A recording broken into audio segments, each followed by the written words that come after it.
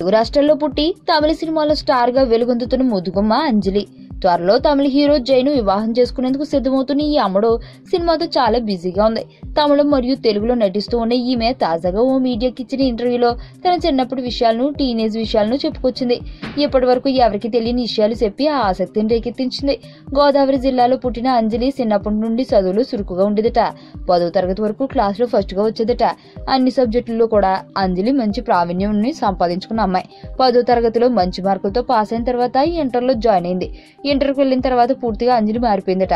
చదువుపై దృష్టి పెట్టకుండా సినిమాలంటూ తిరిగేదట. ఆ సమయంలో తరుణ్ హీరోగా వచ్చిన నువ్వే కావాలి సినిమాను మళ్లీ మళ్లీ చూసేదట. ఓసారి ఆ సినిమాను చూసేందుకు కాలేజీ బంక్ కొట్టి సిటీకి దూరంగా ఉన్న ఓ థియేటర్కి వెళ్లి మరీ స్నేహితులతో కలిసి చూసిందట.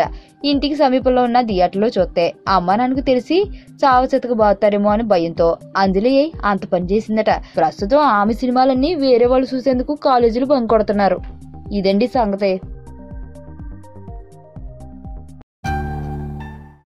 నా పేరు ధనుష్ రిషి. అందరూ ముద్దుగా దరి దరి అని పిలుస్తుంటారు. దేవుడికి నా పైన ఉన్న క్లారిటీ, నా బ్యాడ్ లక్ ఉన్న గ్రావిటీ నాకు చిన్నప్పుడే అర్థమైంది.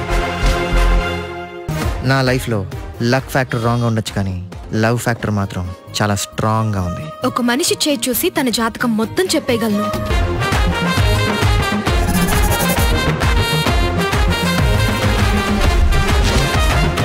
Coming soon.